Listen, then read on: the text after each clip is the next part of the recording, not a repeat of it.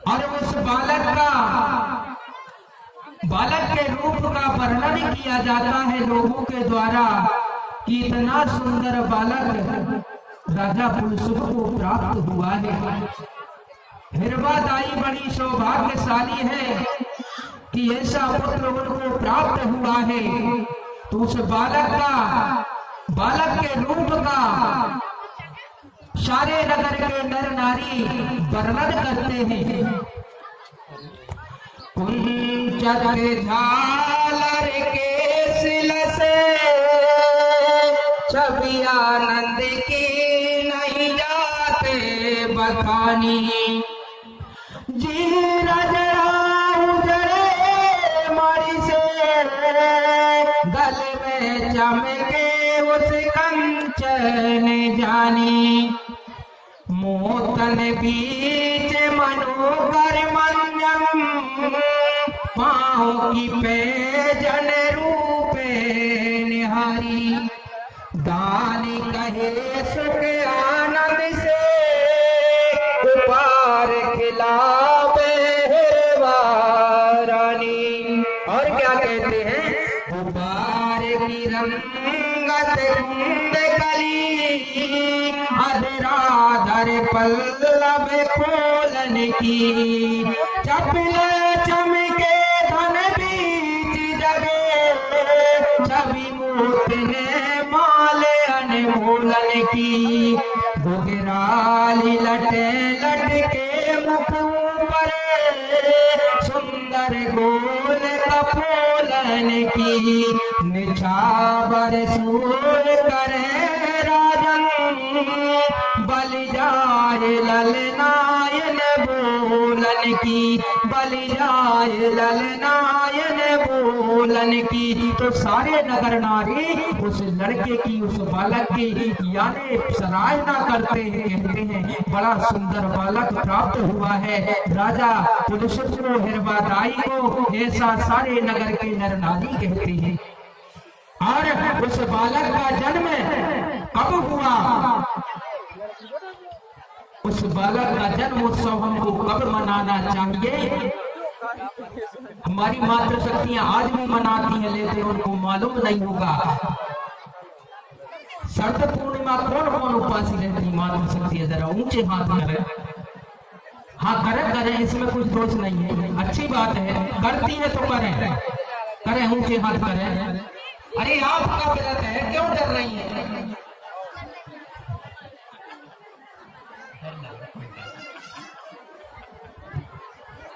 सही बात है यार, आजकल गुरु जी ने डराल लगी सभी कब पता करके दी है। व्रत तो करनी है, ठीक है, कोई बात नहीं है। कुछ ने इतना किया, कुछ ने इतना किया, अच्छा देते हैं। तो शरद की पूर्णिमा को आप व्रत रहती हैं, सखी बनाती हैं। उसी दिन गोपाल बाबा का जन्म हुआ था। लोग कहते हैं अमृत की वर्षा हुई थी। शरद की पूर्णिमा को अमृत की वर्षा हुई थी। कैसे हुई थी मैं बताऊंगा आपको। उनके जन्म का ये गीत और सुन लेते हैं, उसके बाद में चलते हैं।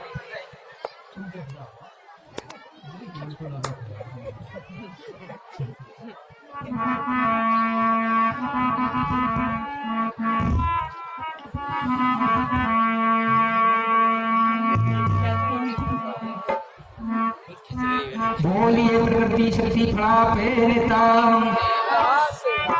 लिंगो जन्मे आदि रात।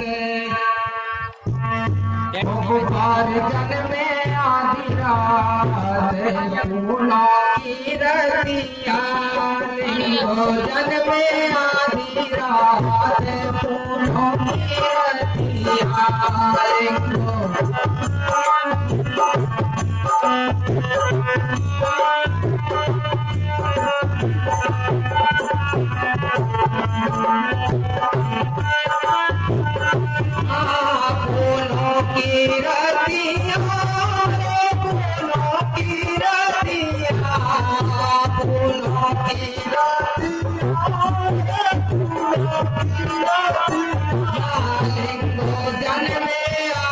रात फूलों की रतिया लिंगो जन में आधी रात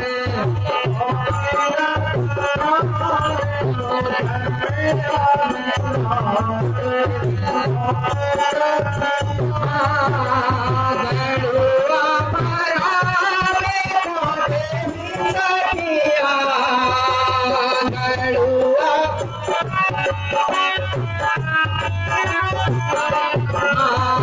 बेही सखिया गया बेही सखिया बेही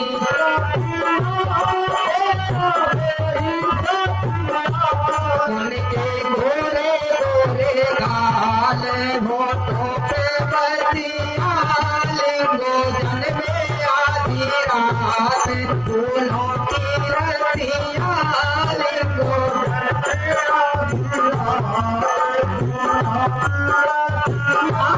लिंगो लिंगो जन में आधी रात फूलों की रतिया लिंगो जन में आधी रात फूलों की रतिया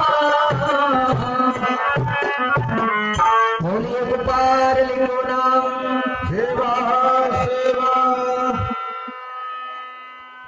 पुणे में बताया गया है जिस दिन गोपाल बाबा का जन्म हुआ था आधी रात्रि को जन्म हुआ और वह जिस वक्त गोपाल बाबा का जन्म होता है उस रात अमृत बरसा। तो कैसा अमृत बरसा कि उस रात जो लंगड़े लूढ़े थे जिस वक्त गोपाल बाबा का जन्म हुआ था उस दिन बरसात होती है। तो जो लंगड़े लूढ़े थे उस बरसात के पानी में जो भीग गए थे तो उनका सारा रोग ठीक हो गया था। और जो कानों से अंधे थे काने बहरे थे तो गगन भेदी आवाज को सुन करके उनके कानों के पर्दे खुल गए थे। और जो आंखों से अंधे थे तो ये बिजली चमकने की शक्ति से उनकी आंखों में रोशनी आ गई थी। ये अमृत बरसा था उस दिन। इसीलिए उस दिन से आज तक हमारी मातृ शक्ति है व्रत करती लेकिन मालूम नहीं सखी बनाती है लेकिन मालूम नहीं खीर बना करके और पर्ची पर रखती है। क्यों रखते हैं क्या कारण है? लोग कहते हैं उस दिन अमृत बरसा है।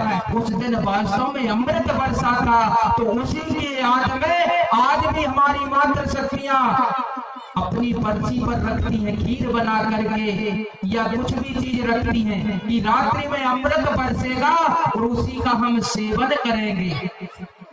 तो उस व्यवस्था को मानते हैं। तो हमारे गोपाल बाबा का पूर्णिमा की रात्रि में जन्म हुआ तो उनका जन्मोत्सव मनाया गया।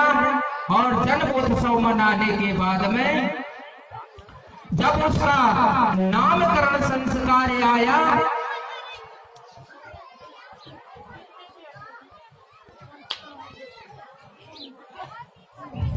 और जोर से चिल्ला माता शक्तियां कितनी तक आवाज आ रही। तो उसका पंच गठबंधन किया जाएगा। हमारे इधर करती पंच शोभनी करती आज माता शक्तियां नहीं करती।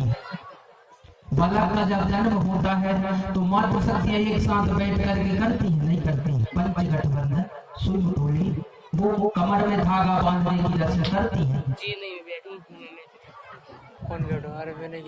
छोड़ दिया करना चाहिए हमको करना चाहिए।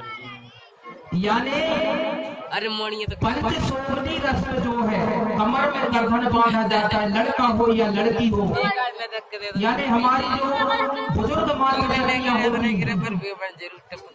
या उस परिवार की सास होती है यानी उस बहू की जिसके यहाँ बालक का जन्म हुआ या बालिका का जन्म हुआ है तो उसकी सास या उससे और भी जेठी जो मातृ शक्ति होती है सियानी बुजुर्ग उनको बुला करके गांव से 5 मातृ शक्तियों को वहां बुलाया जाता है और बुला करके वहां दीपक उन्हीं के द्वारा दीपक जलाया जाता है। और जो मानदानी मातृशक्ति होती है वो अपनी गोदी में लेकर के बालक को बैठती है, और बालक को जब गोदी में लेकर के बैठती है तो ये मातृशक्तियां उस दीपक के समक्ष बैठ करके जो काला धागा होता है उसमें पहली मातृशक्ति गांठ लगाती है। हे धरती दाई, मैं ये गांठ इस हिसाब से बांध रही हूँ जब तक इसके जीवन में जी माने शरीर में प्राण है तब तक इसकी रक्षा करना, किसी भी प्रकार का कष्ट नहीं होना चाहिए। दूसरी शक्ति गगन शक्ति के नाम से बांधती है,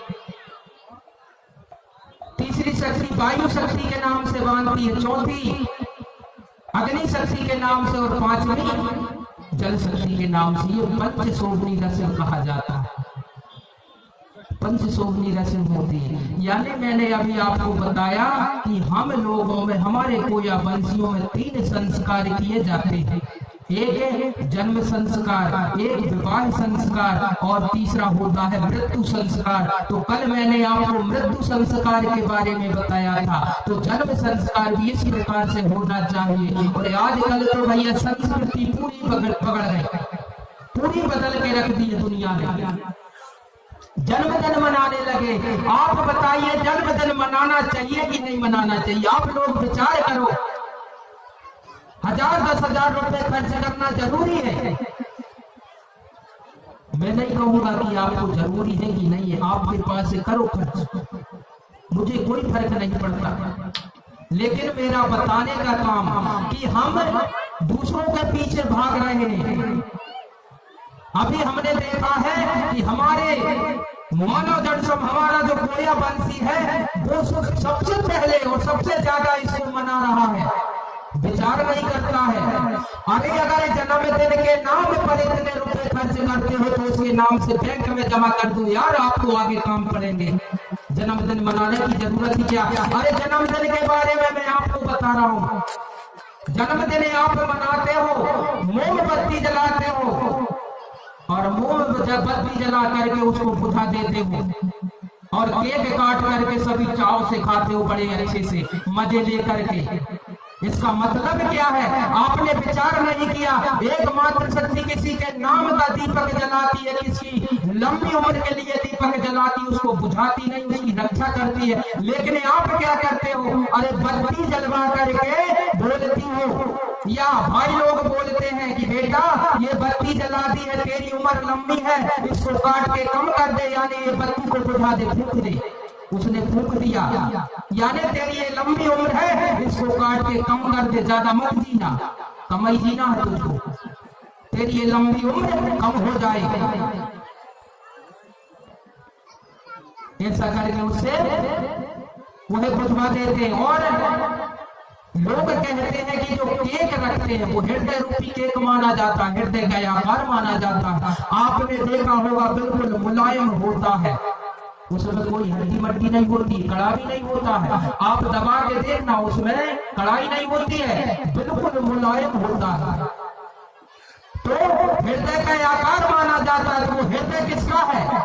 किसका हृदय है? उसी बालक का हृदय है। लोग कहते हैं केक काटने से सुख संपत्ति आती है, खुशियां आती हैं, उसके जीवन में खुशी प्रवेश कर जाती है। अरे भैया विचार ये तो करो, किसी के दिल पर अगर छुरी चलेगी तो उसको कष्ट होगा कि खुशी मिलेगी, विचार तो करो। और आप लोग बड़े चाव से उसका स्वाद लेते हैं, यार बड़ा प्यारा केक है यार। तो जन्मदिन अगर मैं बता रहा हूँ तो बिल्कुल आज से बंद कर देना। जन्मदिन अगर इतना ही शौक आपको है खर्च करने का तो उस बालक के या बालिका के खाते में आप 10,000 खर्च कर रहे थे तो 5,000 हर साल उसमें जमा करो, तो आगे आपको काम पड़ेंगे यार। लेकिन नहीं, दिखावा दिखाना, दिखावे में काम चलने वाला नहीं है। तो इस प्रकार से बाबा पहाड़ीपारी गोपाल लिंगों का नामकरण संस्कार किया जाता है। अब नाम कल मैंने बताया था, बच्चा आपके घर में जन्म लेता है लेकिन आप तोड़ के घर लगाते हैं। गुरुजी हमारे घर में बालक ने जन्म लिया है या बालिका ने जन्म लिया है, उसका नाम क्या रखना है बता तो दो जरा। अरे बच्चा तुमने पैदा करो यार, तुम स्वयं नहीं रख सको नाम, दौड़ लगाने की जरूरत नहीं है। तो हम अपनी मातृ शक्तियां या पितृ शक्ति जो हमसे उम्र में बड़े होते हैं उनसे पूछ करके अपने आगे पुरखों के नाम से, आगे पराजों के नाम से नाम रख सकते हैं, इसमें कोई दोष नहीं है। अरे हम स्वयं रख सकते हैं नाम, किसी को बुलाने की जरूरत नहीं है, विचार करके आप स्वयं रख सकते हैं नाम। तो इसी प्रकार से पुलस्त्य राजा और हिरवा राई ने अपने घर में फंक्शन रखा, और फंक्शन रखने के बाद में कोयला मोदी भूमिका को बुलाया गया। कोयला मादी भूमिका आए, बोले महाराज आपने मुझे याद किया है, तो मेरे हिसाब से क्योंकि सर्प की कुंडली से इस बालक को प्राप्त किया है और इसका माथा भी गवाह दे रहा है, किसका माथा भी चमक रहा है, यानी ये बालक जो है बड़ी तीक्ष्ण बुद्धि वाला बालक माना जाएगा, और ये सर्प की कुंडली से प्राप्त हुआ है, इसलिए इसका नाम कुपार रखा जाएगा। तो उस बालक का नाम कुपार रखा जाता है, और वही कुपार अपने राजमहल में शिक्षा दीक्षा प्राप्त करता है, और वह बालक बहुत जल्दी अपनी शिक्षा को प्राप्त कर